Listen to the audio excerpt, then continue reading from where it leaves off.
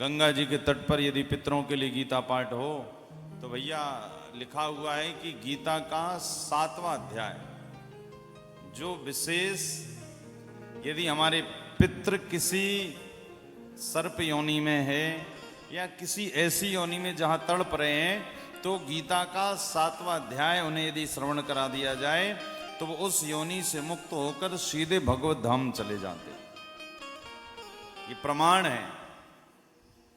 एक सेठ जी जीवन भर धन कमाते रहे और धन कमाते कमाते दान बिल्कुल किया नहीं, और ऐसे जो भक्त हैं, ऐसे जो जीव हैं, ऐसे जो संसारी हैं कि जीवन भर धनार्जन किया, कभी दान नहीं किया, तो मरने के बाद गरुड़ पुराण में लिखा है उन्हें सर्प की योनि भगवान दे देते हैं कि भैया खूब धन कमाया ना, सर्प की योनि दे दी। बामी में पड़े हुए थे सर्पराज। अब उनके जो पुत्र थे उनको स्वप्न में पिताजी का दर्शन हुआ, क्योंकि पिताजी शांत हो गए, शांत होने के बाद सर्प बने। तो अब पिताजी ने इतना धन कमाया था, ये बेटों को बताना भूल गए कि वो धन हमने छिपाकर कहां रखा है, कहां धन गड़ाया है।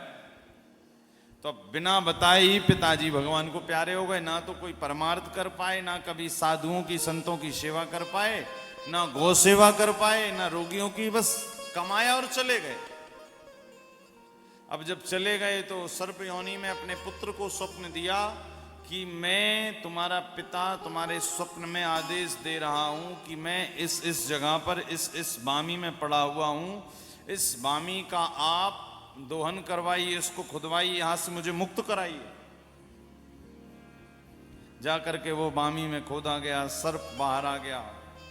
अब सर्प के अंदर से बेटे के पिता बोल रहे हैं, बात कर रहे हैं। बोले क्यों रे धूर्त, मुझे यहां से क्यों निकाला? बोले आपने ही तो स्वप्न में कहा था कि मुझे यहां से मुक्त करो। तो बोले मुक्त करने के लिए बुलाया बहाना था, किंतु मैंने तुझे बुलाया कि हमने जो इतने दिन से धन कमाया वो कहाँ छिपा कर रखा है। पुत्र ने कहा कहाँ रखा है? बताया कि इस दीवार में, इस जगह पर, यहाँ पर इतना इतना धन है। तो पुत्रों को तो महाराज बड़ा आनंद हो गया, प्रसन्न हो गए। क्यों? पिताजी भले नाग योनि में गए किंतु आज तो बता दिया खजाने की चाबी कहाँ है। बोले सुनो, जा तो रहे हो किंतु उस धन से कदापि उसका दुरुपयोग बिल्कुल मत करना। देखो मैंने जीवन भर धन कमाया है।